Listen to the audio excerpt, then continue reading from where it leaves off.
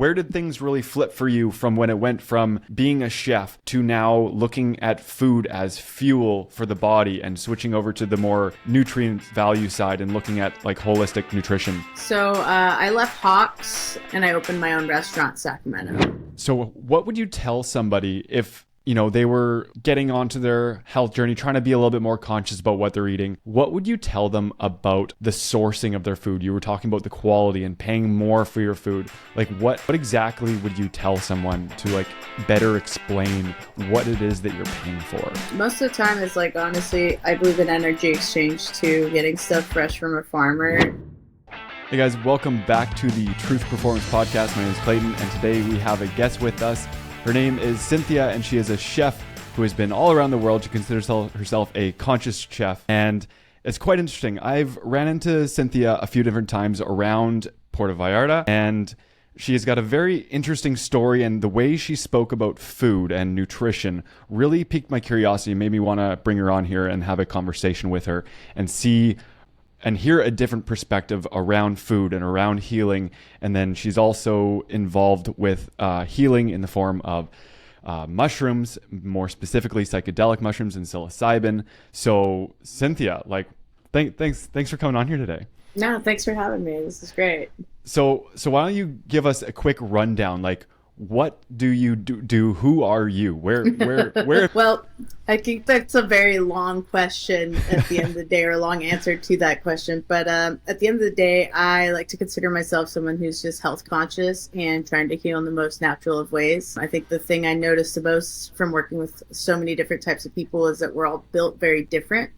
And so coming up with a game plan for your body is always going to be up to you. So that's the number one thing that I really preach about. What I do more than anything is I'm a chef. I consider myself a conscious chef because we all fall into these food fads of either all meat eating, all vegan eating, myself included. I've done all of them. You name it, I've done it. Keto, not the opposite of keto, eating terribly. Like I've done it all. So I've gotten a good feel for it. But the conscious chef gig really brings on a lot of the other work that I do, because whenever I do mushroom sessions with people or work with psychedelic mushrooms or adaptogens with people, I try to ask them, well, what do you eat? What do you do on a regular basis? Because and setting is very important for psychedelics, but it's also important for your whole life.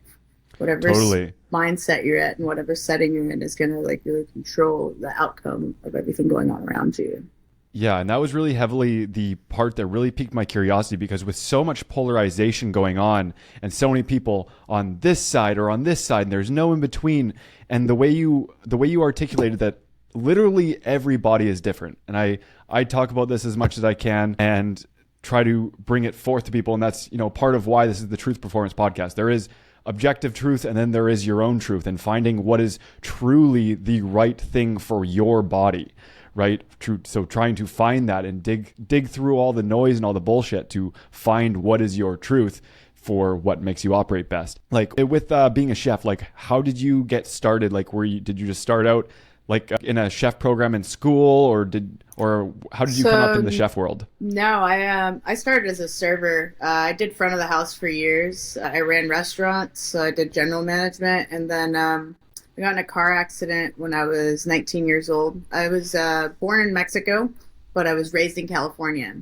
I was undocumented in California for a very long time, and so that created a very hard way of working and trying to go to school or anything like that. You don't get loans.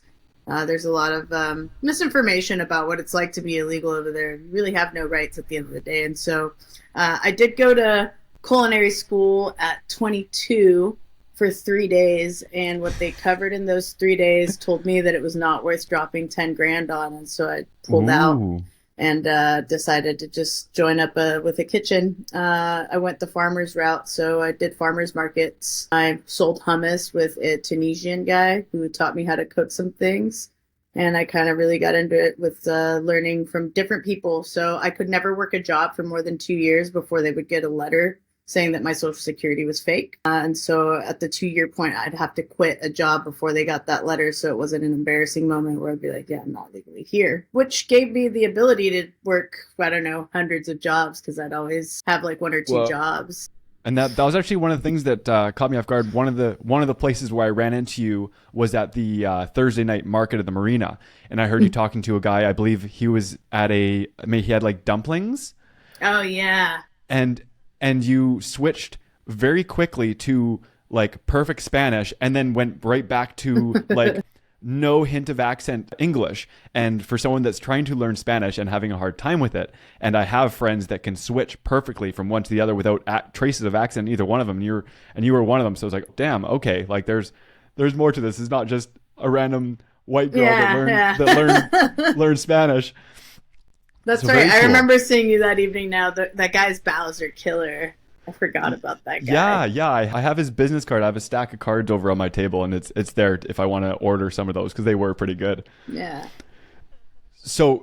How did you end up going to school for 3 days without having to pay? How does that work? So they give you like a week trial at one of these culinary schools to No see if way. it's the right fit. You don't have to pay for the uniform or anything. I bought the uniform, like I have my shirt still from there, and I bought 2 chef's knives to start out with, and I just was like, I don't know if this is for me. And what brought that on too was after I got my car accident, I got heavily tattooed because I didn't think I was going to be able to move again. And then had movement back in my body and stuff and wanted to get back into the workforce. But working as a server, I couldn't work front of the house anymore because my hands were tattooed. So I wasn't covered like I am now, but I did have hand tattoos. And so they're like, you can't work front of the house anymore. Classic. So, how yeah. things change. I was like, all right, well, I guess I can go back to doing this. I did organic farming during that time too. Okay, so I want to hold that story right there because that's a whole nother story. You didn't think you were going to be able to move. So let's put that off to the side and go back to the chef route here. So Yeah. you didn't actually have official chef training per se that No. the average person would have. You just really bounced around and learned different modalities from different people and just absorbed it through action. Yeah, so the last place that I worked at that I would consider where I got my chef education and I learned more from him than anyone else was Derek. He's actually in PV right now. I'm not able to hang out with him. It's his birthday tomorrow, I believe. Chef Derek worked at Hawks Provision Public House, and they were given their Michelin star. And so working with him was what really got me like in that mode of like, oh, this is what chef likes, like the standard of like what it means to actually cook, the small little things on how to hold your knife, how to hold a fork, how to plate something. Yeah, the first 6 months working with him were more than any chef school, I think. The 10 years in kitchens did not show me what I learned from him in 6 months. Damn. So it was military style, like what you see on TV kind of thing, with the screaming and the chaos and the fire and everything Perfection. going at once. Yeah. So you said when we've had conversation, not from looking at your bio, but just from our conversation, you said you kind of travel around and do almost like guest spots in restaurants. So how do you go from someone without without that badge of honor saying that you're educated and doing this and that? So what kind of accolades do you work off of, or is it more word of mouth and reputation, or how does that work for getting into all these other kitchens? Word of mouth and reputation has been huge. I'm very big on making friends and saying, let's eat. And then someone will be like, oh my God, how did you learn how to make that? And I'm like, oh, I don't know how to make that. I bought some ingredients. My favorite thing to do is travel, go to the local market, and then create something that's based around that region, but give it my own like flair or feeling, which most Very of the cool. time means being conscious of what I put in it. Whether Cynthia it be Fusion. Cool. So where did things really flip for you from when it went from being a chef to now looking at food as fuel for the body and switching over to the more nutrient value side and looking at like holistic nutrition? So I left Hawks in, I think, 2021, and I opened my own restaurant, Sacramento. In Sacramento. Yeah, Okay, cool. so Sacramento, California, I had my own restaurant, and from there sprung the idea that anything that you could have carnivore or omnivore style, you could have vegan style, because I had a huge vegan community. I was vegan for 7 years. And so when I went to work at Hawks and I was the grill cook, I was the vegan who cooked the perfect steak. And so that was like one of the first things that like had a following. People would come in and they're like, this farmer that's vegan cooks a really good steak. And so I started getting kind of like a fan scenario from that. Interesting. in Sacramento, we had what was called the Vegan Chef Challenge. So I've won a couple of different awards for cooking really good vegan food. So anything that you can eat omnivore style, I can figure out how to make it vegan style so that everyone can enjoy it. Or anything with allergies and such, even though I'm not going to lie, it's not my favorite thing to do. It's fun to do if I want to do it. But when people come in with like 10,000 allergies, I'm like, you're not allergic to all that. I'm like, I know you're allergic to all that. There's Don't no lie way. to me. So if they're saying they're allergic to all these things, what do you think? You just think they don't like them and they don't want to have it in their bodies? I'd say 90% of the time, or sometimes it is like some things can kind of bother you, like it can kind of affect your body indefinitely, or you have an intolerance, but you don't have an allergy. And that's a big thing. Like I'm gluten, it swells me up, it fucks with my stomach.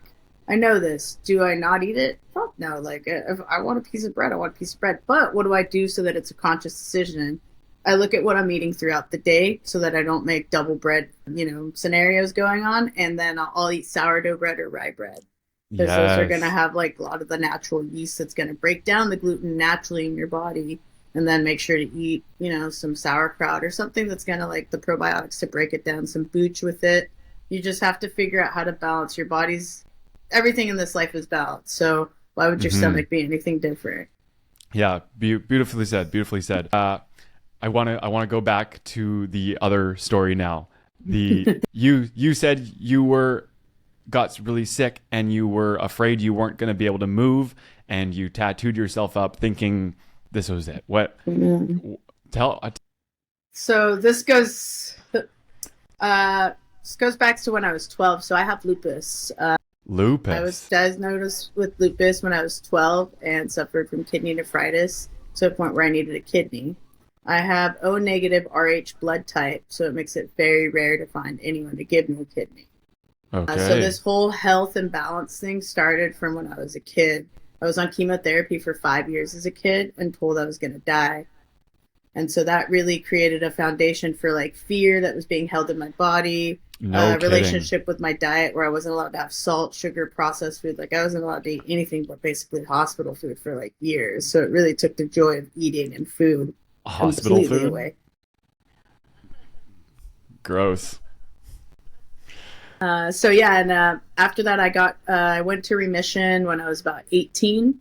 And then a year later, not even a year later, about 9 months later, I got into a severe car accident as a passenger that left me paralyzed, basically. So my L5 slipped fully, and so I couldn't feel anything from the waist down.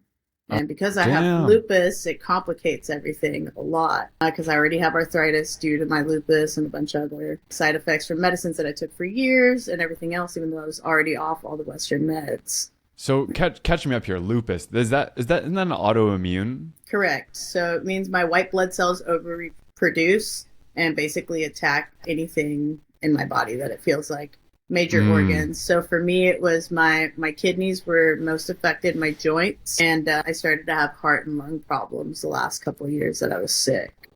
Holy cow. Yeah. So your body's just attacking itself. You've got doctors in your ears saying that you're going to die. Cancer, radiation, negativity. Yeah, consistency. You're sick, you're sick, you're sick. That's the mentality they put in you. And so this is where the mushrooms kind of come in. At age 14, my father, we grew up in Chiapas more than we did in any other part of Mexico. He would go mushroom hunting with me, put me on his shoulders and take me to go look for psilocybin, which I knew how to hunt since I was 3-4 years old. So you knew how to hunt psilocybin when you were a small child? Yeah, absolutely. As if it's a normal thing in Chiapas. You're going to see soon. Okay, I'm excited.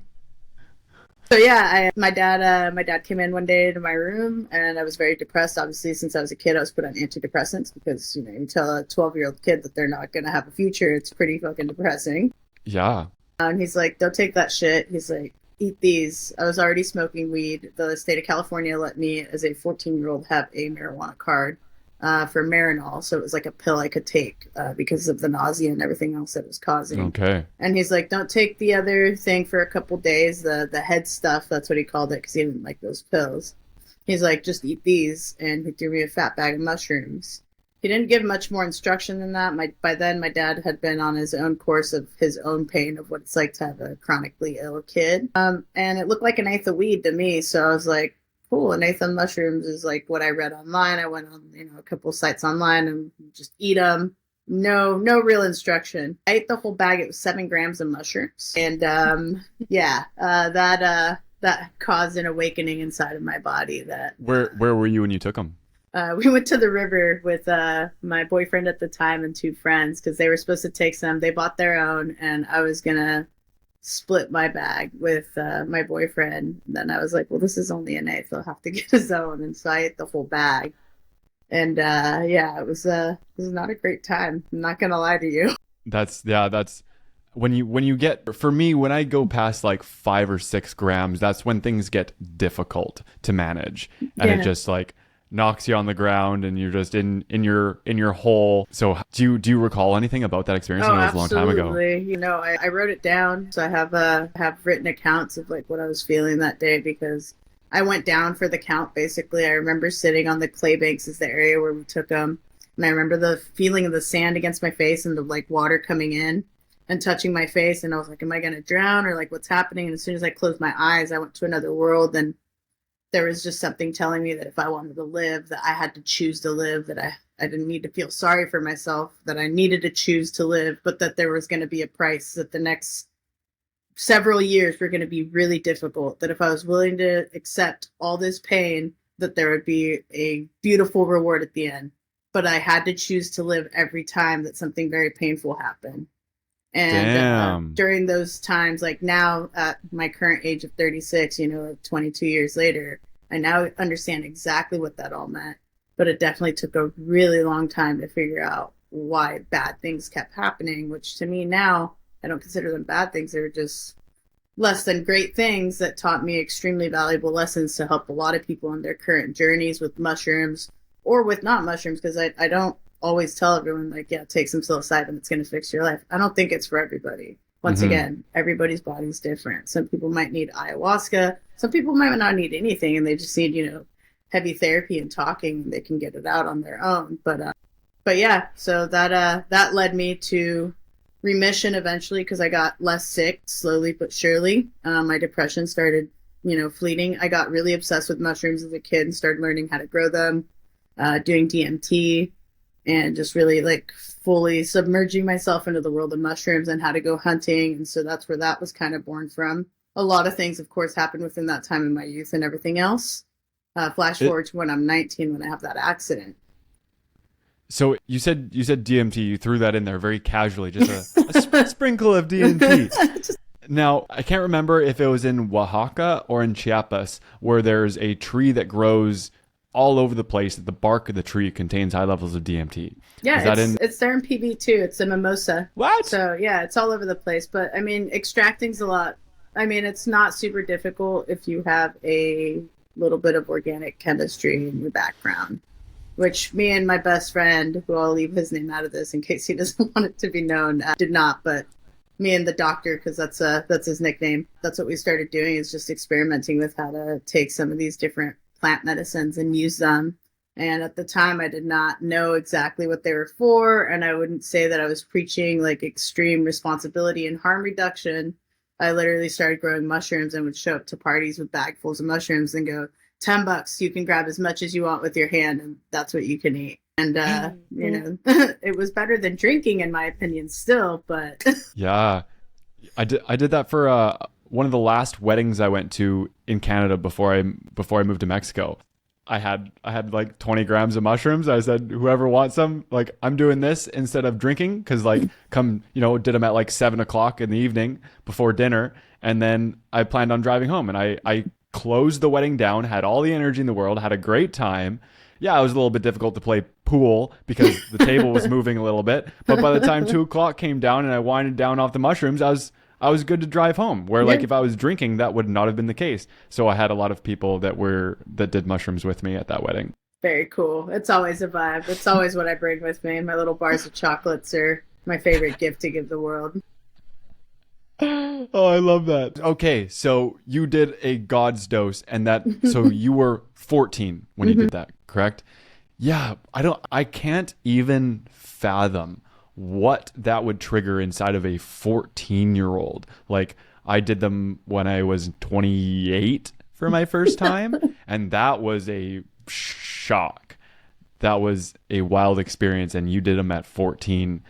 That's crazy. Okay, so let's move forward a little bit here. What are you doing now, and how are you incorporating all these different things together? You've got the healing side with the mushrooms. You have taken great interest in the adaptogen side of mushrooms, which are essentially just mushrooms that have other properties that are not psychedelic, but phenomenal for your brain and for other parts of your body, which I'm sure you'll explain all about. And then on top of that, you are a traveling guest chef, and you put on events, and I saw you had a mushroom event in PV before you left. Like, what exactly are you doing now, and how are you making it all come full circle together?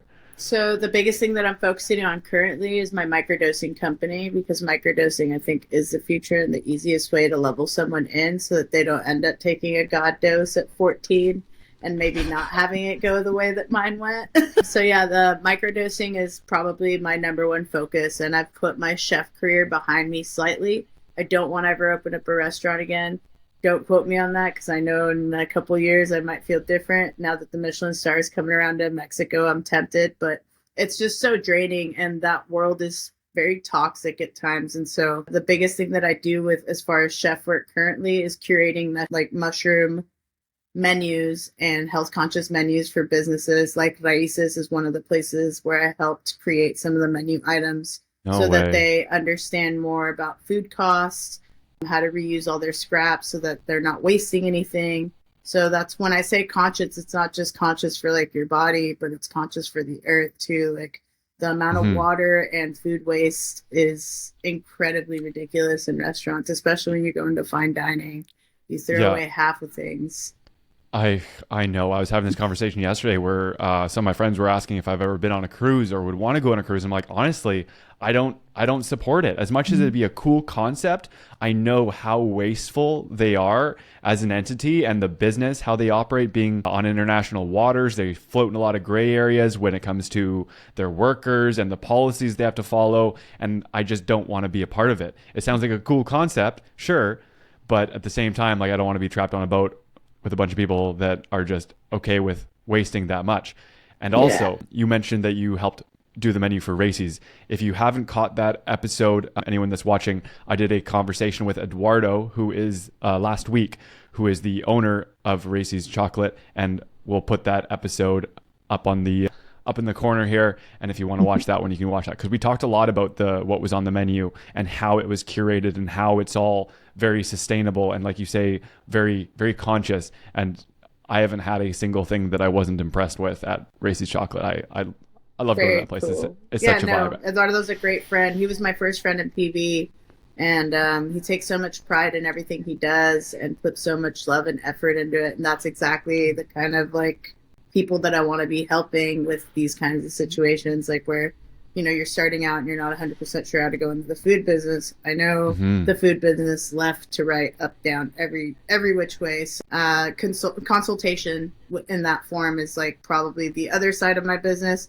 which is like the last thing that I'm focused on right now. Creating cool food experiences. Like, I'll probably be doing a dinner scenario here in Canada next year.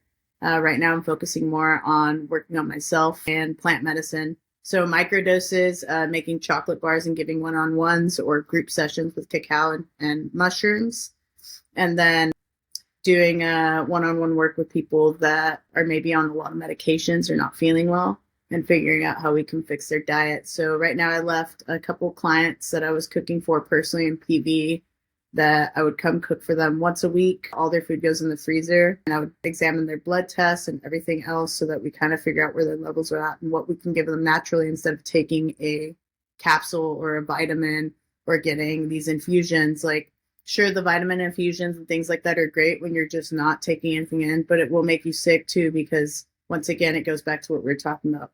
Someone comes in and puts a needle in your arm and you have an IV, your mind says, I'm sick, I'm not feeling well. But someone puts a really good sandwich or soup in front of you and it smells amazing and it's colorful, you think, wow, someone loves me, this feels great, I'm going to feel better after this. Nourishment. Yeah. Yeah. Yeah.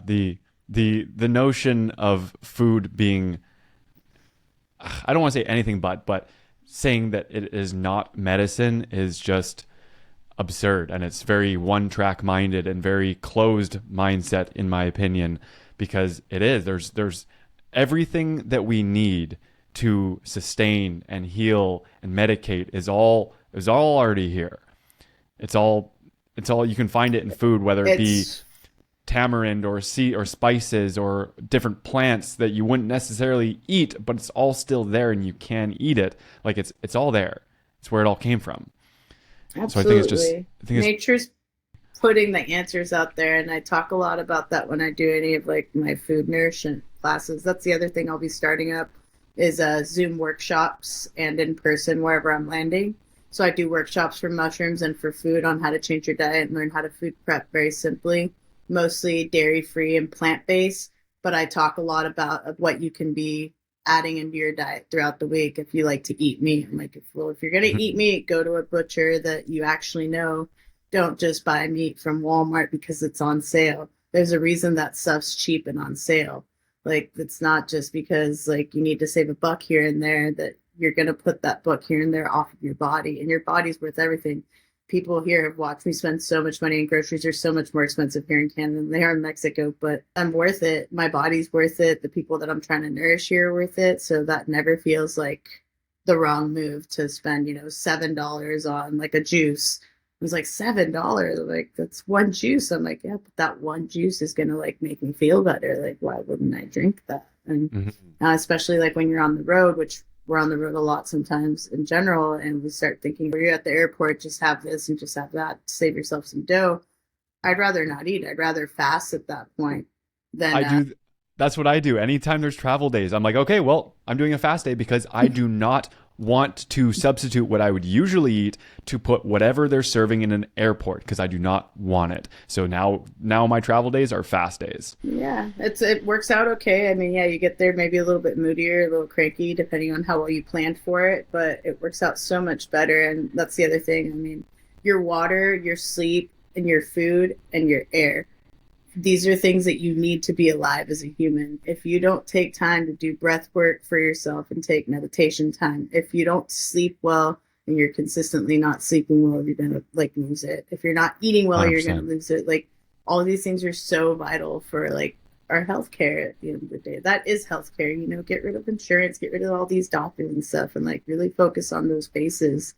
And we'd have a lot less people like freaking out about their health all the time. Yeah, no, and to attest to what you're saying about the breath work and the meditation, I've been doing. You've probably seen it on Instagram. You're on The my 36 days right now, right? Yeah, something like that. Because of my stomach issues that I was mentioning you about Yeah. temporary offset. I haven't done it yet this morning, but I'll be hopping on probably after we do this, finish this Yeah. recording, but to do it. But the how much better I feel mentally and energy wise is so drastic. Where I've come in the last month and a little bit, just incorporating these things into my daily life. Like, imagine putting a little bit of extra grounding energy into me every morning and filling my air or filling my lungs with as much oxygen as I can to flood my brain and my tissues and my organs and my muscles with freshly oxygenated blood, and just that's how I kickstart my day. That's like my cold slap in the face and a shot of espresso, and then you add the cold plunge to it, and that's like almost the exact same thing, but a whole different mind game that you're Mm-hmm. playing with yourself. And I'm pleasantly surprised as to where my mindset has shifted, especially, and I would say vibrationally as well, how it's shifted in the last 35 days in a positive trajectory, and I don't want to stop. Yeah. No, it's important. Feeling good is addicting. Yeah. That's definitely an addiction that I can support and get on top of endorsing. So I do. It's really the best thing you could do for yourself. A lot of the times, like I said, I have these clients that will come to me, and my last client, Doug, I'm still taking care of him from here. So on Mondays, I curate his menu. I left an acupuncturist and a sous chef of mine cooking for him still. And so we go over the menu, we go over his blood, and then I chat with him whenever I can. I ask him how he's doing. Is he taking his microdoses? Is anything bothering him as far as his stomach? How is he noticing his energy? I mean, he had a gastric bypass right after having COVID and losing both of his parents to COVID. And then he had, what else? He had dengue and he had salmonella. So when I picked him up as a client, he looked sick. Like, I mean, there's like no color in his face. I picked him up from someone else who was trying to leave him behind to just cook for him and trying to pay me to just do the menus for him. Or like she was going to write the menus and I was going to cook, and like it worked that way. I was like, I'll do it this one time to help him until he finds someone else. Then we had a conversation. We ended up talking for a bit. And I'm like, would you be open to me helping you take care of you in a completely different way? I was like, because this diet is bullshit. I was like, they've got you eating red meat still, but like you have no energy and you can't go to the bathroom. Like, I was like, this doesn't make sense. Like, I was like, do you trust me? I was like, I know you just met me. He's like, yeah. He's like, something about you seems like you know what you're doing. I'm like, all right. In 12 weeks, his blood test went from like pretty fucking terrible to about 75% better. He's got energy again. When you're saying blood tests, what things are you looking at more specifically? Like, are you looking at lipid levels? Are you looking at hormones? Are you looking at lipid levels, minerals? Hormones, the minerals? Because he wasn't taking in any of the vitamins that he was getting. Like they were doing infusions twice a week, and he's like, but he wasn't absorbing them. No, he wasn't absorbing anything because he had such a block. Yeah. It was wild. Like he looked sicker every time he came back. He was like, I'm just nauseous. And I'm like, I'm a big believer that your body's not going to take things in if it doesn't want to. It doesn't matter. I've seen people that are really sick that are ready to die. They don't get better because they don't want to anymore. And that's the biggest thing. Like I said, I learned that at 14. They told me, you choose when you get to die. You want to go now? You can go now. No big deal. You probably reset or whatever it is that happens. I'm still in the, I don't know what happens, but it's still kind of like you either choose this or you choose that kind of scenario. And so if you don't want to feel better because something feels shitty to do, like you're not going to get better. So if you're not feeling good about what you're doing and like no one's actually taking care of you and like they're just pumping you full of drugs, like that's what it's going to feel like. And so these infusions did nothing for him. He's off the infusions now. He's not taking, I don't know, the 30 vitamin supplements that they had on the table for him. Because I looked and I was like, how much are they charging you for all this? I was like, on top of this, I was like, let's look at that. I was like, it's so wild. I was like, you could just buy better quality food. I put him on, I was like, he had an overeating problem. So when he got his surgery, he ended up being depressed and still continuing to overeat. So it ruined his surgery that he got. So his stomach basically was feeling like he was still 400 pounds, but the man's 180 pounds. And so like he could eat and eat and eat. And like the first couple of weeks that I had worked for him, the reason that his food was frozen was that he wouldn't overeat. And I was like, oh, I didn't realize like you had like a food addiction problem. And that's when I was like, all right, I was like, would you be down to like, I'll give you a month of microdoses to see if that helps you with your mindset. Psychological, absolutely. And so we did 1 week and we didn't notice much of a difference. I was like, all right, let's put you on a double dose to just really pump it in there. And then by the double dose, he's like, okay. He's like, yeah. He's like, I don't want to do that to myself. I'm like, okay. I was like, we're getting somewhere. Like, it's like started to rewire your brain and tell you that you're worth this life and that he was you're worth aware the of effort. He was becoming aware of the self-sabotage behaviors and understood what his actions were actually causing. Absolutely. And so that's the biggest thing. That's why, like I said, microdoses right now is my number one game because I have seen, with myself included, more success than anything else I've done. The diet's like the second thing. Like now that you care about your body, all right, now let's fix your diet. Now that you care about what you're eating, now you got to care about who you're hanging out with too. Because if you hang out with people that don't respect that, I've had plenty of friends that I've had to like not speak to anymore because they're like, oh, that's because you need to meditate and you need to do this and this every day. I'm like, yeah, I was like, it's my lifestyle. If it's something that you can't get behind or at least respect, like when we're on vacation together or something, then we probably just don't need to hang out. Like, I don't want to be offered like McDonald's for breakfast with you guys. I'm sorry. Like, I'm not going to eat that. I'd rather fast or starve. Yeah, I would literally rather not eat than eat that. I agree with you. Yeah. So, okay, that's all really cool. So what would you tell somebody if they were getting onto their health journey, trying to be a little bit more conscious about what they're eating, what would you tell them about like the sourcing of their food? You were talking about the quality and paying more for your food. Like what exactly would you tell someone to like better explain what it is that you're paying for? Most of the time it's like, honestly, I believe in energy exchange too, getting stuff fresh from a farmer, depending on the farmer.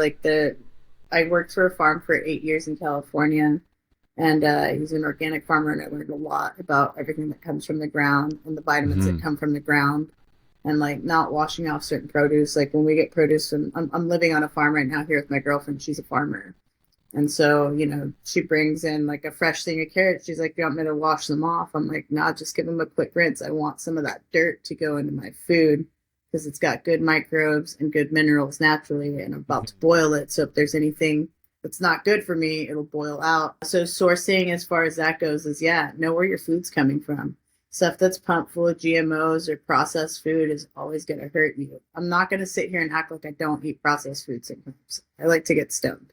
Sometimes it happens. I will eat some cookies or something that's less than great for me, but even then, I'll try to choose stuff that's a little bit better in that sense. Like, you just learn to binge on certain things that you know aren't going to be bad. Like for me, sweet cravings used to be like, yeah, go get like a milkshake or a donut or like Oreo cookies because they're vegan. Like that was one of the biggest things. Oreo cookies are Oreo vegan, so they're cookies are not that vegan. bad for me. Yeah. And Oh no. that they're fucking terrible for you. They're made with corn syrup that's made with GMOs, and like that's They're not real cacao in the chocolate. Like Oreos so are many literally things. the furthest thing possible from real food that you can find in a store. And so yeah, you learn to like find better ways to soothe that sweet tooth or whatever. So for me currently, my biggest one has been almond butter with dates and cacao nibs from races that I brought. That's my favorite like go-to like sweet snack that I can Yo, smack down like 6 of them. I call that when I was like 20 years old, I dated a girl who took a holistic nutrition course, and she was vegan, and she introduced me to this snack, and it's dates filled with almond butter or peanut butter, and she called them exploding cockroaches, and I've called them that ever since, because it is when you close it back up and then you bite it and it like gushes out inside your mouth. It's like nature's gusher. It's the best. I So love bomb. doing that. It's my favorite. Add a little bit of cacao nibs to the top of that too. It's like extra good, Yeah, extra good. And then you get the benefits from the cacao as well. So I think the conscious part is that too. Like when I put we a meal together. Go We've ahead. done it where we put pecans in it as well on top. Yes, And then we yes. melt some chocolate over top of it and freeze them. And dude, they taste like a Mars bar. Yeah, Or sorry, a Snickers. They taste like a do Snickers. that, and I get you can do coconut like cream and like cook it down, and it turns into almost like a caramel with a tiny bit of honey in it or maple syrup. And so It's like a coconut cajeta. yeah, exactly. So you No just slap way. that in there, then the chocolate, then put them in the freezer. Now you got a real Snickers bar right there. It's better. It's better. Dates are dangerous. Dude, they're like- so good. Like same thing with you. I've had times where I've been with a friend and we got baked and then like pulled out a bag of Medjool dates and a thing of peanut butter, and we probably both mowed over a dozen of them, and you're just like, this is a lot of sugar and this is dangerous. Like there's a guy on Instagram that I follow. His name is Carnivore Rays. Like he did strict carnivore for a year. He's just been kind of documenting his process and very about bio individuality and like just trying things and like finding what works for you. And he talks about all that stuff. And he when he was reintroducing dates, he had the perfect explanation of what a date is. He's like, this is the girl that you grew up with that you didn't find very attractive. But then you got to know her a little bit and you realized she was cool. She had a lot of the same hobbies and interests. You're like, wow, okay, you're kind of hot. Then time goes on. You see her interacting with other people and learn more about her. You're like, I love this girl. This girl is amazing. That's exactly what a date is. Because yeah, years ago I'm like, oh, I eat that shit. Like that's Yeah, disgusting. like it's a prune. There's a prune. It's vegan Oreo right there. Why would I eat that? but they're so good. They are addicting. Bomb. You get Like- the big pack from. I'm sure they're not the best, but I grabbed the big box from Costco and with either almond or peanut butter. And So that's the thing. We shouldn't knock on things. Sometimes like Costco has really good products. So Costco offered me a contract for a hot sauce I was making in the States at one point. But you got to be able to produce or they yes. kill you, and then you don't complete the contract and you have to pay them back. So that's why I never fell into the Costco trap for that sense. But they get a lot of great products from really good companies. So once again, like I said, learn to read a label. That's the number one thing I teach people. I'm like, look for certain things, and I have to contribute that to my best friend and business partner. Riley's super strict about that. So I lived in her condo most of the time that I was in PV. And I'd walk in sometimes with something. She's like, "What are you eating?" I was like, "Please don't do this right now." She's like, "Just read me the last couple ingredients." I was like, "Yeah, it has bread dye number whatever the fuck." I was like, "I don't care." I was like, "I just want these disgusting nuts like right now." I was like, "Can you please not ruin my food?" Were She's they like, the "All right." Japanese sweet nuts? Yeah, absolutely. I was like, "It's protein." She's like, "That's not protein anymore." I was like, "Yes, it is." I was like, "It's still nuts in there." Yeah, actually, Costco does have good products. I mean, anytime you get into a company that they mass produce the amount that they do, you obviously there's always things you have to watch for. One day I was like 16 and I was bored on a weekend and there was a Costco documentary on TV and I watched like 3.5 hours of it. And the amount of rigorous testing and the level of quality that products have to go through and the hoops they got to jump through to get on a Costco shelf is insane. Like Yeah. they only take the best of things. And now I'm sure you can find better quality at a mom and pop place, at a farm, at a farmer's market, at a place like, Absolutely. an Organic Select in PV there. But for a large chain store that is all across North America, the quality is pretty bang up.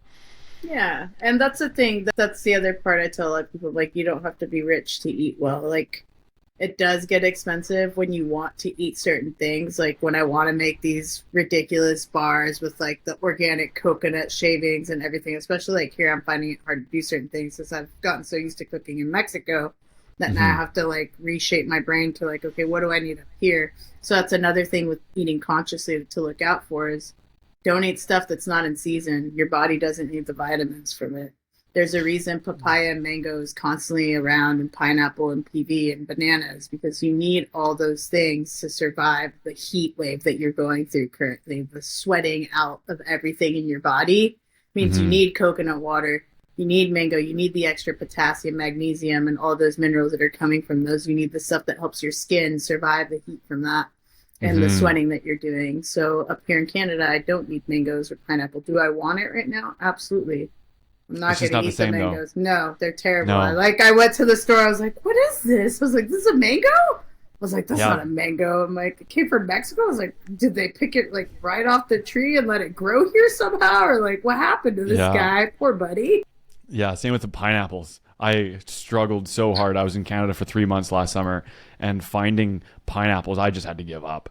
I would Yeah, find you one go that like I frozen. try go for the smell test to try to find one sweet. No, if it smelled anything remotely good, it was rotten on the inside. Yeah, no, that's exactly it. So switch over to frozen stuff when you want the flavor of something. Like I said, if I'm craving, like right now with my smoothies, I bought frozen pineapple to throw in there because I do like it. I'm not going to buy pineapple juice because they're going to put a bunch of sugar in it. So the best I can do is some frozen pineapple, and I'm going to go through one bag, and then after that, that's it. And so making those choices consciously is hard sometimes, but like I said, when you figure out that your body and your pocket is worth it, then it's okay. It becomes less and less challenging to make the right choices. Yeah, and you mentioned energy exchange. So what? How would you? Because I know you don't eat as much meat in the line of work, but you do still eat meat. You eat what your body wants. Mhm. How would you describe to people the cost difference in the energy exchange when it comes to meat, especially red meat?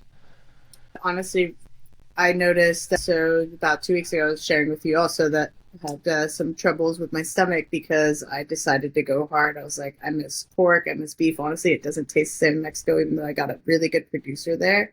Hmm. Something's different about the meat up from the US to Canada. Like the bacon tastes different and the ground beef tastes different. I notice that my body just doesn't agree with it. And my theory currently is that there's a tax. There's a tax on everything in this world, but the tax of the blood and an animal suffering, regardless of how humanely it was killed or raised, I think is there. So I think the only time I haven't gotten sick from like red meat has been Wagyu beef, and I can't afford Wagyu beef. But I mean, if I was going to reincarnate, I'd be so down to be one of those cows. They just get like treated Pampered. amazingly well.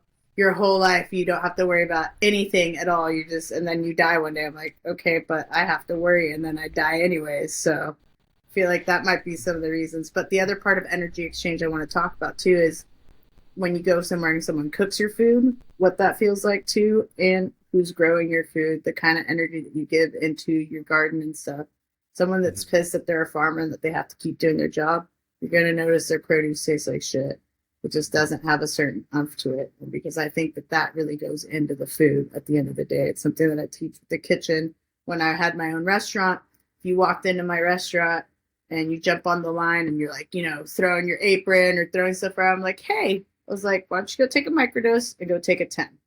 They're like, no, chef, I'm good. I'm like, either that, I was like, there's a joint rolled in the locker because there was a thing of weed I'd leave for everyone. I'm like, go smoke. I was like, go, whatever it is, don't bring it in my fucking kitchen.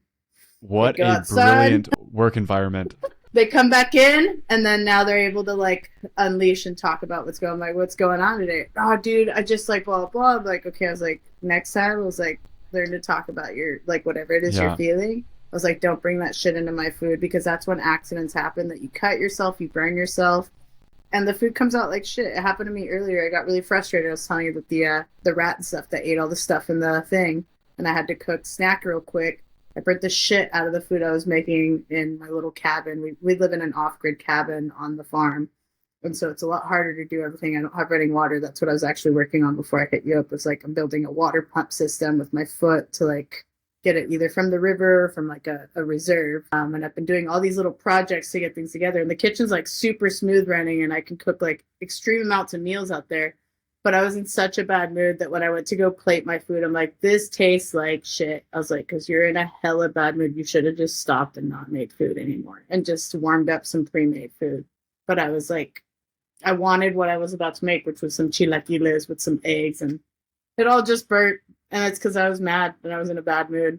And I noticed that happens to me anytime I'm in a bad mood. I cannot cook for shit. Like something gets burnt, oversalted, forgot an ingredient that's key. Like it's just not a good way to cook. And then you feed it to someone else and it's like, am I feeding you my anger? There's a Mexican movie called Como Agua el Chocolate that talks about that.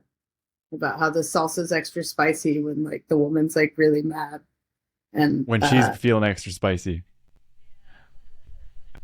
That's funny. Yeah, I think with the whole energy exchange conversation, like, yes, it does go from the person that are growing and harvesting and prepping and cooking, but even further, like right from the soil that the animal is on. Like if you're talking about a cow, like how rich of a environment is that soil? Because then the cow is eating that grass, and then like glyphosates, pesticide sprays. Like how many like all how that much plays of that such a big role. And how your food tastes. Yeah, it depletes the richness of the soil, which is going to affect the grass that the cow eats.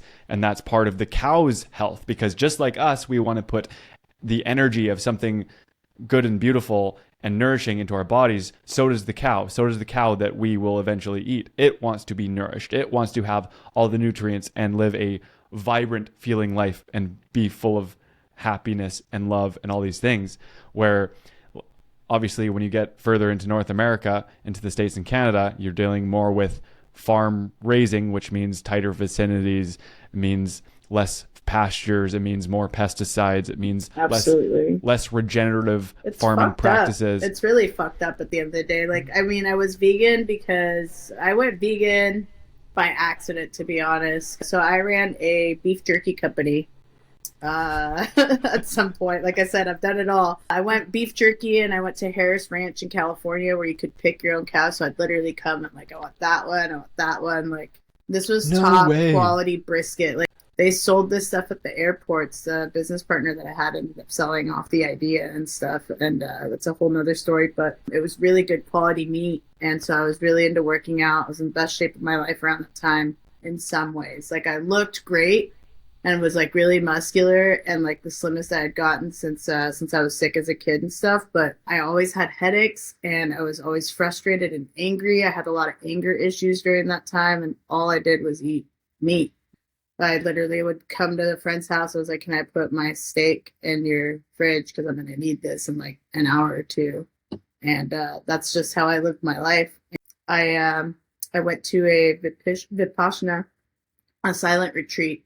and you have to go Nice. vegetarian during the time that you're there for 10 days of silence. So you're not allowed to speak. You just meditate every fucking day and eat vegetarian. And I was like, I'm Where did you go to a Vipassana? over in Oregon.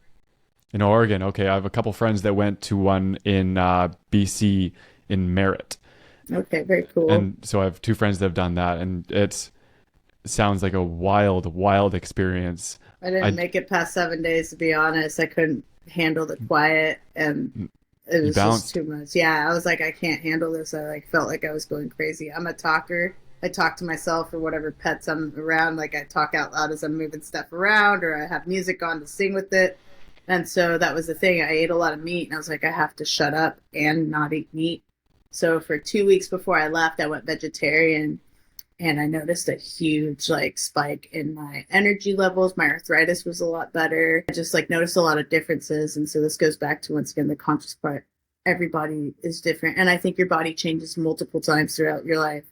Like if you're not Totally. feeling well, switch it up. Like maybe you need more meat in your diet. There's a lot of vegans that I know that are going back to meat or at least eggs and fish. But once again, there's like the grossness of it. You watch any of those documentaries, like Dominion is one of them. If I put that on and watch 5 minutes of it, I'm not going to eat meat for a couple of months. It's like really fucked up to watch what happens. And then when I initially decided to eat meat again, I worked on the farm and they were going to slaughter the chickens that we had. And so I volunteered to help, and I helped slaughter the chickens after I was a DJ. So I like went to a rave all weekend, and I was probably on my come down from like some acid and mushrooms. When I got to the farm that morning, he's like, "You ready?" I was like, "For what?" He's like, "Today's the day we're gonna kill the chickens." I'm like, "No." I was like, "Not today." I was like, "Let's wait till tomorrow." He's like, "No, I got everything set up." He's like, "You're gonna learn today." He's like, "We got them all round up." He's like, "I'll teach you how to do it." I helped kill about 19 or 20 chickens. And I was like covered in chicken blood. The smell of the chicken was like so terrible to me. I cleaned it all up. He gave me my two chickens to take home. I made some of the best soup I've ever made, and I couldn't eat it because I felt so guilty and like weird about like the whole thing. I was like, this is fucked up just so I could eat chicken. I just started eating chicken again for the first time, even though I've been eating meat for a while. Chicken was the last of the frontier after doing that. And so like I couldn't imagine slaughtering a cow. Have I eaten steak? Yeah, I'm going to Montreal soon. I'm going to have a really nice steak dinner, but I just try to give space and gratitude when I'm about to eat food that has meat in it or anything. I mean, I give the space and gratitude to all my food and bless my food before I eat it, to just say thank you to the hands that had to, sit there and break their backs to pull stuff out of the ground for me. Everything, every part of it. So living in that space of gratitude, I think really helps, like, kind of cleanse the energy exchange that comes from some of this food, for Yeah. sure. Yeah. Are you familiar with Dr. Zach Bush? No. Okay, so he is, I believe he might be a part of the Gaia network now. He's Okay. closed down his medical practice for many reasons, and he's a big proponent of linking like behavioral issues and spectrum issues relating back to diet. And I was literally just watching a video like yesterday of him talking about plants and how they react and how they respond in different ways that they live and communicate. And he was saying that if you're coming in with nourishing energy, like you're coming around watering all your plants, like they will actually like perk up and be like more receptive and like open to your energy because they can sense you from, I think you said it was something like a kilometer away. They could Mm-hmm. sense that from you. So imagine when you get that in a network and they're all communicating with each other. So even more so is important. So as someone that is vegan, I've talked about this with a couple different people, like on the morality standpoint, where do you draw the line as to what What living feels and thing? what doesn't. Yeah, because if they can communicate with each other, they can't protect themselves, they can't communicate with us that whether they want to be eaten or not. How do you draw the line of what is right to kill and what is not to kill? And that goes back to what I was saying. Everything has tax. This shirt I'm wearing is from Cuidado con el Perro. I don't know what their morality standpoint on where they make their clothes, but it's dirt cheap. So I have a Hmm. feeling it's not. I drive a car that has oil and gas in it that creates wars. Like nothing in this life is like free at the end of the day. Everything has like a moral tax. Everything has blood on its hands to an extent. It's like which ones weigh for you and which ones don't. Like I said, for me, I've noticed that cows and pigs like seem to be it, and I don't even feel that bad for pig. That was the first pork I had. Was we had a a pig on our farm called Red. And my boss, Bran, he's a big country boy in California in the mountains. He brings me this fat BLT with eggs in the morning. And I'm like chopping it. I still to this day have not had butter bacon. And I was And it like, was where red. did you get this bacon? He's like, that's Red. I'm like, fuck. I was like, Red is dope. I was like, all right. All right. I was like, I felt bad for like kind of a millisecond. And I was like, no, I got stuck in the pen with Red one day. And she was like really like forcing up on me. And like, I was like, she's going to eat me. I was just very stoned trying to like lock out, out of the pen. I was like, I've heard pigs eat people. I was like, I need to get the fuck out of here. This pig's going to eat me. And I was like, Red would have eaten me if she had the chance. I'm okay with this. And I laughed about it and I let it go and it wasn't something, but I just know pigs are very dirty animals. So I think that's what happens is the salt factor in pork hurts my kidneys and my arthritis, and like red meat causes swelling. So all these things are kind of proven. So I now know that if I want to eat pork, I can have a very minimal amount and So lots of water that day. You said two things that are very interesting there. You mentioned that red meat makes you swell. Now, I understand that, like you say before, everything is individual, bioindividuality, because so many people are going like on the carnivore side of things because it reduces so much inflammation. So with having understanding that every body is going to react differently to different substances that you put into it, how do you come then to say that red meat is inflammatory when there's so many people doing it for the exact opposite effects?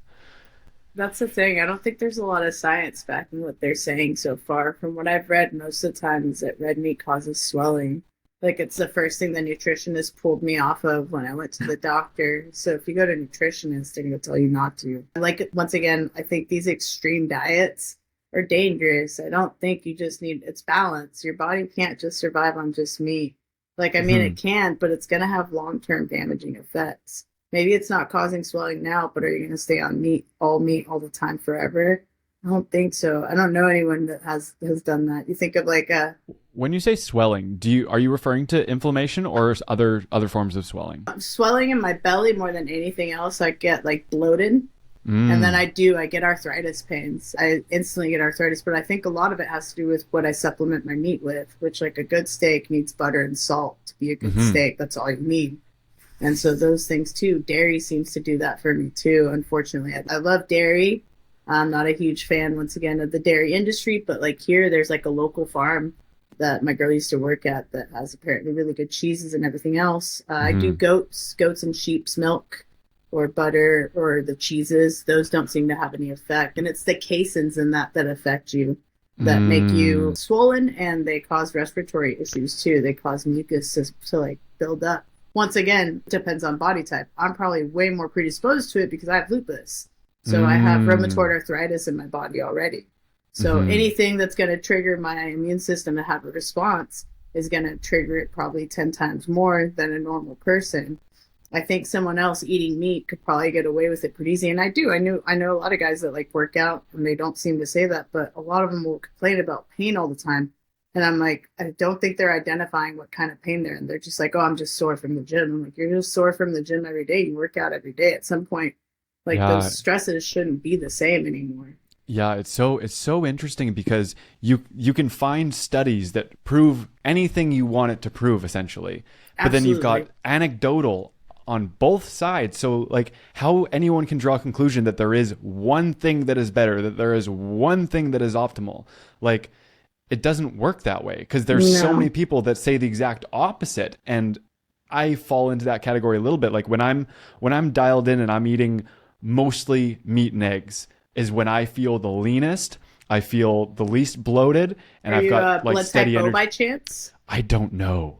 I'm gonna say find your blood type out. So that has another thing. Like, once again, you can look at a lot of different things. There's like Ayurvedic that says that you can't eat certain things, but these are all just manuals, like to kind of help. Like, it's like every car is different. Yeah, like you buy a Hyundai 2009. Some of them all had a failed ABS system. Some of them don't. Like, why did some of them not? It's because set and setting. And like, once again, it goes back to other parts of things. Like, what kind of emotional trauma are you carrying with you? Like, totally. I'm a big theorist on that. Like, that my lupus at the end of the day is me causing my own pain. So I haven't had a lupus flare in years. And I have a feeling it's because my emotional standpoint with what it is. Do I still have lupus? Yeah, I've noticed it when I have too much sun or overdo it and I have extreme fatigue. But like an extreme flare like I had when I was a kid, I haven't had in, I don't know, over like 10 years. And that was probably the last time I went through something really emotionally hard that really plays attacks on my body. Yeah, I've come to have a fairly good understanding of how that works because of my wife. My wife has a entire practice around letting go of things, right from the physical as a fascial stretch therapist, which fascia is where a lot of your energy or emotion and trauma are stored in the body, and then moving right over the spectrum, having a few different practices along the way, and over on the other side is emotion code healing, where it's kind of a metaphysical practice of being able to tap into other people's bodies and release emotions that are tied to a certain ailment from an energetic standpoint. So I definitely, Absolutely. yeah. Have you ever looked into anything like that? Yeah, so a lot of the stuff that we do with like the one-on-one mushroom ceremonies that I do is that we just like we go over certain things. I'll ask them if there's any physical things hurting them. There's a book called The Body Keeps Score. Yeah, yeah. And then there's another one, I can't remember. It's like a manual. I haven't seen it in a while. I used to own it in the States, but you can literally go to it and like right shoulder pain. It's like, what could it mean? And it's like your left side stands for your maternal side and like feminine issues, and your right side is your masculine issues as well. And so like you'll notice the difference between both of them and like what it could be tied to, you know? So yeah, and then you mix that with Chinese medicine practices where certain tissues are related to certain organs and different meridian lines, and it's so fascinating. There's so many different ways to crack the code. It's just a matter of what way works best for you. Exactly. Goes right back to that. Yeah, and to go back to the second thing that you said when you're talking about the food and the pork, you said pigs are very dirty animals, which is it's so funny because they are and they aren't. Like they're very tidy. Like if you put them in a house, they will make sure that the house stays clean and tidy and their environment is good. However, they're disgusting in a sense of they don't sweat the same way to release toxins that other like we do as humans and other animals. So they don't have that same detox system, and then at the same time, they will eat whatever you put in front of them, which is they eat a their dangerous own shit, thing. which is extremely like the sense getting trichinosis from pork is one of the leading causes of why you get sick or like why you get food poisoning most of the time. It's pork. Anytime I've gotten food poisoning, it's been pork of some sort. And then the other one, which I love, is fish. Fish I never really fully gave up. I was the worst vegan because every like 2 or 3 months there's a fish and chip place like on the way back from the farm. And when my partner and kid weren't with me because the little one was vegan with us, she'd call us out. She'd be like, "You ate eggs, you're not even vegan." I'm like, you know what? Chill out. Like, I know where those eggs came from. They're not hurting anyone. Like, I'm going to keep eating eggs. You want to eat that fake tofu shit? You go right ahead. I was like, I can't eat all that soy. It's too much. Yeah. And so fish is dirty too, like the microplastics, like I said, Heavy the metals. taxing and like looking into that. There's a Seaspiracy that's on Netflix. It's really good and talks about all that. And so there's a right time and place. Like right now, if you're in PV, don't eat shrimp. I don't know if you know that. Right now, right now in PV? Yeah, the shrimp comes from Mazatlan, and the waters are too warm, so they're at the height of getting bacteria. So shrimp and pork right now is the worst time because of the heat too. So no one's taking care, and things aren't ran as, I'm not going to say clean, but I guess clean is the word I'm looking for. Like I literally just 2 nights ago went to Campo Mar for friend's celebration. It was his rebirth birthday. He pretty much died and was in a coma for a little while, and it was his anniversary of coming back to this world. Yeah. And so we went to Campo Mar for a dinner, and I had a big like Alfredo based pasta with a big shrimp skewer with massive shrimp on it, and it was delicious. Yeah, and everyone was eating delicious. coconut shrimp. But that's good to know that this season isn't the best shrimp if you season do, I was because going the to seas say are getting a little something warm. that's fried is going to actually be better because it's definitely going to kill anything that's in there. But most places out there have a tendency to not clean their shrimp very well. So that's like you're going to get the extra toxins and stuff and everything because of the warmth of the water. So that's one of those things. I avoid shrimp, and shrimp is my favorite. So like Baja shrimp tacos are like my jam. Of course. Anytime, all the time. But yeah, right now I wouldn't be eating it if I was in PV for that reason. Yeah. My new favorite thing that I never really ate before that I've learned to love in PV specifically is octopus. Oh man, I stopped eating octopus. That was one of the last ones that I haven't given back into. Is it I is it watch because of my Netflix. octopus teacher? Yep, I Oh, couldn't do it, it's man. such a good show. I I think they're aliens. Oh, they're absolutely aliens. I'm like, Yeah. that is not from this world, and I'm okay with that. But I don't want to eat him. He just seemed like a cool dude, and I was just like, I can't do it.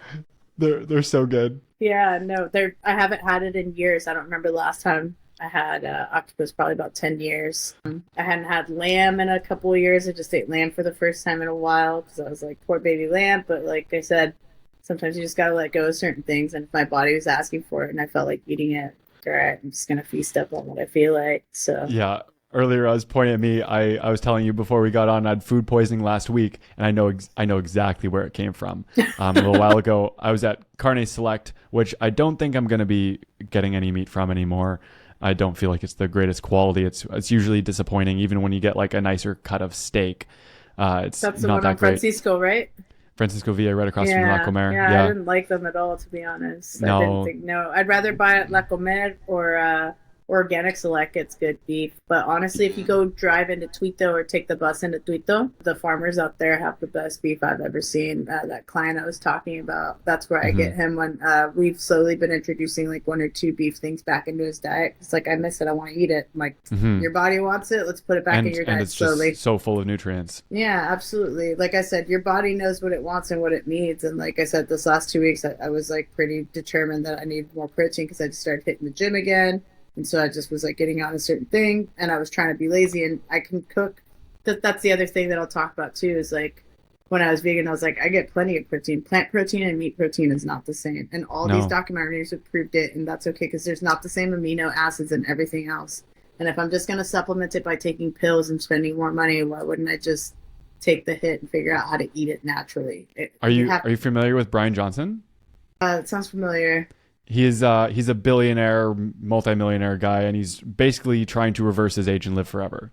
Okay, yeah, He that's why I was like that dude. he eats a vegan diet, which is interesting because he also takes 111 pills, supplements every single day. But if he knows that some of the nutrients aren't bioavailable in foods, but he could just get it from meat, why doesn't he just eat meat instead of being vegan and then supplementing so much? Because some people, like I said, they want to complicate their lives. You let them. It's his money and it's his time. He wants to spend that time to do that. For me, like pills is one of the things I hate taking pills. Like even the microdose, I'm trying to come up with a way to take it as a dropper that I know is going to be perfectly measured. So I'm working on that currently here. When I said I'm working on things here, I'm working on ways to like create different ways to eat medicine and do that. Because as a kid, I had to take about 100 pills a day when I was at my sickest point. And so I hate taking pills like when I don't feel well. Currently being here, it's colder, so my arthritis, that was the coolest thing about living in PV. I don't have pain and arthritis and have an L5 disc replacement from that car accident at 19. And I don't take any painkillers or anything of the sort, like weed and CBD is like about it. And I'll take an extra microdose if I'm feeling depressed about how painful I'm feeling to like kind of snap me out of it. And remember to move and breathe, like. Yeah, there's something different about living in the tropics, not having to deal with cold, wet weather. It's just it's so nice on the joints and on the body. Yeah, no, it's incredible. That's the only part of PV I miss. Like, I definitely feel just more stiff. So that's why, like I said, I went and joined the gym. It was super fucking expensive, and we live like 20 minutes out of town.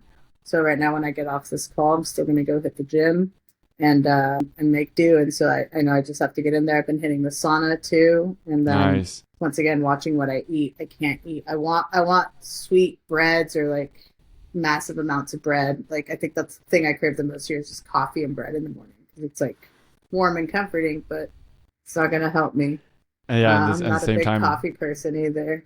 Oh, you're not a big coffee person? No, I like You it just don't. occasionally, but So what is it that doesn't make you like coffee?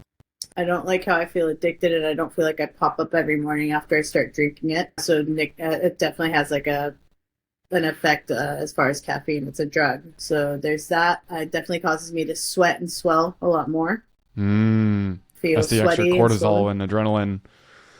Yeah. It gives me anxiety. And so when I do make coffee, I put Ganoderma reishi mushroom in it and chaga. Chaga is really Beautiful. good for inflammation. So I create my own like chagachino is what I call it. Chagachino, nice. And then I'll put a little cacao in there too to give it natural theobromine like boost. What else do I put in there? Sometimes I'll put coca leaf because it helps with the nausea that Do it'll give you me. do you ever mess with like putting some grass-fed butter in there and making it a bulletproof coffee? I do more the coconut oil, if anything. As long as it's MCTs. Yeah, exactly.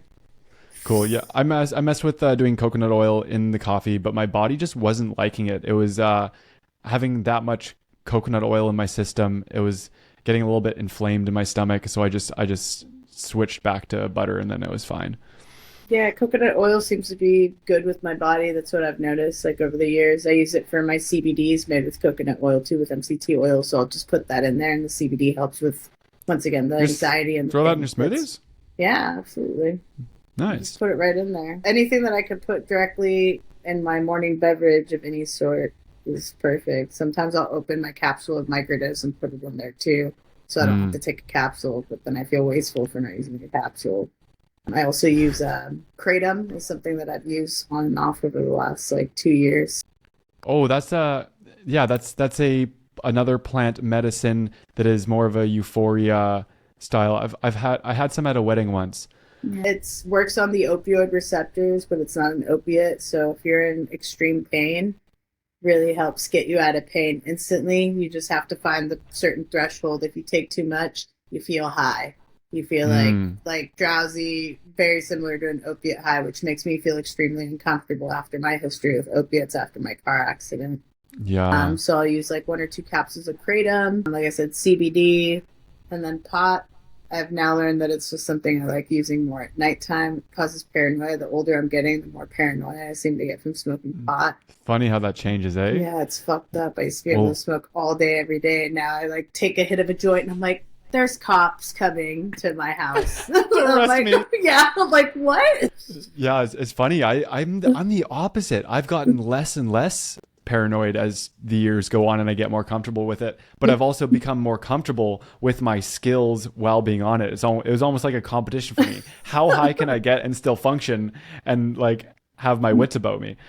Which I mean, I've stopped doing that now. Now I just enjoy it from time to time whenever I can. But to go, I know we got a little bit sidetracked, but the pork and the food poisoning.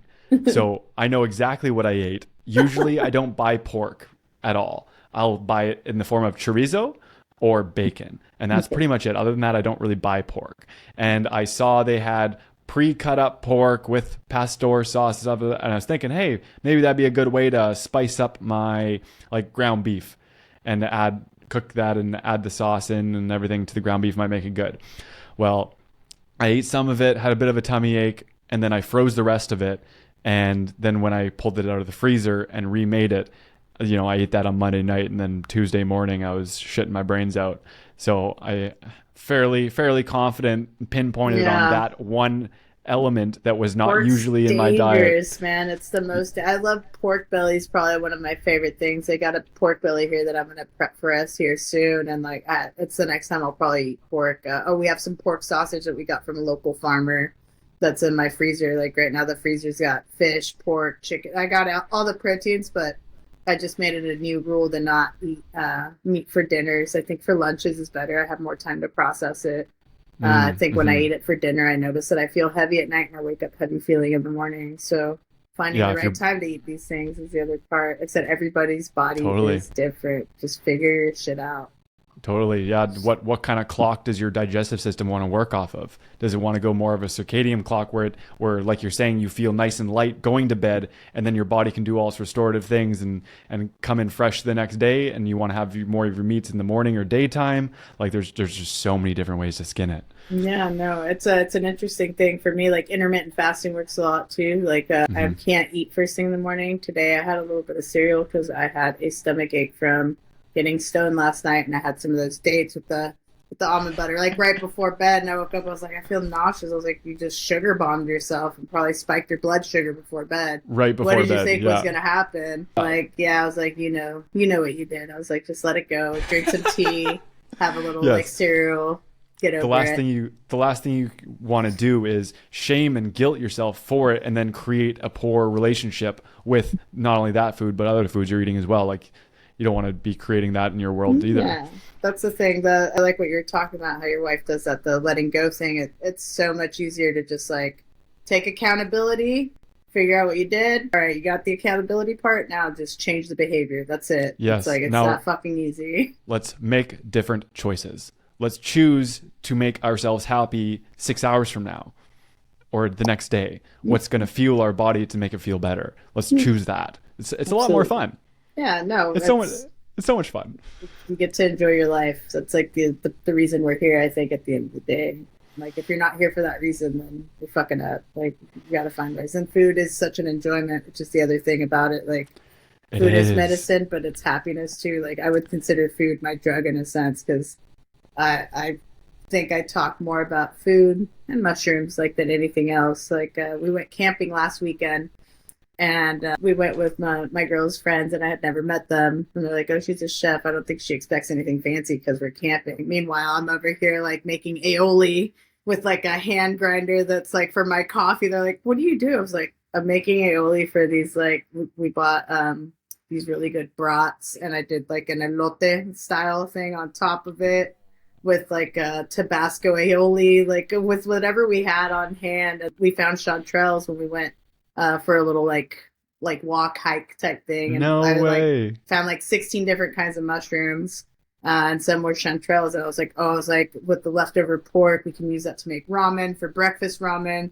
I was like, save all the corn husks and everything. I'm gonna make like a broth. And they're like, "You're doing all this with just a cast iron?" And I'm like, "Yeah." I'm like, "I've worked with less." So like, we ate so good. And they're like, "We don't think we've ever eaten that good, like, period." They're like, "But we were just camping, and like I made pre-made snacks like a chicken Waldorf salad." And they're like, "Where are you getting all this shit from?" I'm like, I was like, I didn't really plan on like building a tent or anything else. I was like, I just figured out our menu.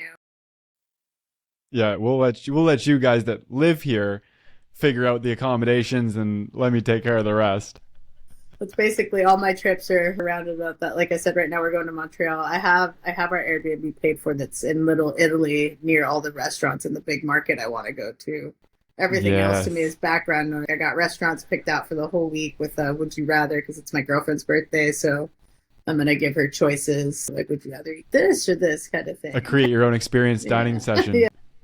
Very cool. Very cool. So you said right now you're in outside of Halifax, Yeah. I'm in Antigonish. Antigonish. Yeah. I believe where we stayed. We went to Halifax in the summertime to visit my wife's best friend, and we stayed with her sister's family, who's I think just past Antigonish. And it's funny, like on the road to their house, which is out in the boonies, has no cell service. There was a little farmer's market, just a little like a shed on the side of the road. You pull out and you go inside. There's no one there. You grabbed eggs. I grabbed That's meat, might be where I am. That's literally what we have here. It's just and a then farm stand. It's called the Biggest Little Farm. the biggest Like little farm. the biggest. Hold on, I should know the name of where I'm staying. It's a Big Barn Little Farm. Big barn, little farm. I'm gonna write that down and ask my friend. Yeah, because we have eggs and meat in a freezer, and you walk in, and it's a big red barn. So it's not a big red barn though. It's a really small like little shack on the side of the road. Okay. And there's no one there. You literally write down what you take and you either leave cash in the box or you take their email and send them an e-transfer. Oh, that's yeah. They have the Like same thing here because I was like, you guys just trust people to not take all this food. They're like, yeah, it's a trust system. Like, I don't trust anyone. I was like, I could sit how here and watch it for you guys. how brilliant is that? They did have to start locking it at nighttime. They had to come in and close it at nighttime, but other than that, like during the day it's wide Nighttime, open. it's the raccoons and everything else that we're worried about. That's what got in there today. And I was like, but they didn't get Yeah. into any of that stuff. They just got into my dry goods. They like the crappy non-vegan potato chips more, apparently. That's a shame. Okay, cool. We're at an hour and 20 minutes. I really enjoyed the conversation today, Cynthia. Thank you for Yeah, no, coming on here thanks. and sharing your wisdom, your expertise, and your I guess wisdom covers the knowledge you've picked up along the way and all your different paths and experiences. So thank you for sharing all that. It's Yeah, no, really cool to thanks hear. for having me on. This was it's a great way to. Sometimes you have to re-say things out loud to kind of put yourself in a good mindset for certain things, and I think that's what this does for me every time I get to conversate about what I'm learning and what I'm doing. So thank you for the opportunity. Yeah, and plus I don't know about you, but I feel like when I'm learning something, one of the best things I can do is teach it to other people, and that really ingrains it into myself as well. It helps my learning process. So if you're anything like me, then yeah, podcasts are the way to go. Yeah, absolutely. Cool. Well, is there any way, like, is there anything that you got going on that anyone listening that is interested in what you do might want to check out, or social platforms? I have a workshop coming up soon for mushrooms. I don't have a date. I'm actually solidifying that with them here, and I'm doing it because I made a couple connections along the way. So it will be on Zoom. That's going to be on the startup. What are mushrooms? What are adaptogens? Why are they good for my body? Why would I want to incorporate them into my everyday life? Beautiful. And then following me through my Instagram would be the best way to catch up on anything else that I might be doing. So on your Instagram, you post about all these different events and things that you're catering or putting on and educating people? Absolutely. I give little tidbits of like what I'm doing in general. Like if I'm making a soup that day, I'll write down the ingredients and why I'm putting certain things in the soup. So it's a really good way to get like some free information whenever I can. Yeah, because like you just had a brief discussion with me about certain nutrients, and that you're explaining, and just like you're saying here, how you explain what you're putting into a meal and why, based on different things when it comes to even like nerves and blood flow and nutrients for muscles and aches and all these different things. So it's definitely something worth checking out, and I'm sure I will be following along as you go. What is your Instagram handle? It's Chef Psilocybin. Chef Psilocybin 33. Yeah. Chef Psilocybin, Cynthia, and 33. 33. Chucking out threes. Good luck. There we go. Bringing some change into your world. I love it. All the time. Okay. Well, thank you guys for tuning in, and thank you again, Cynthia, for being here. And that is all for today's Truth Performance Podcast, and we will see you guys on the next one. Awesome. Leave your thoughts in the comments below. Don't forget to like, share, and subscribe.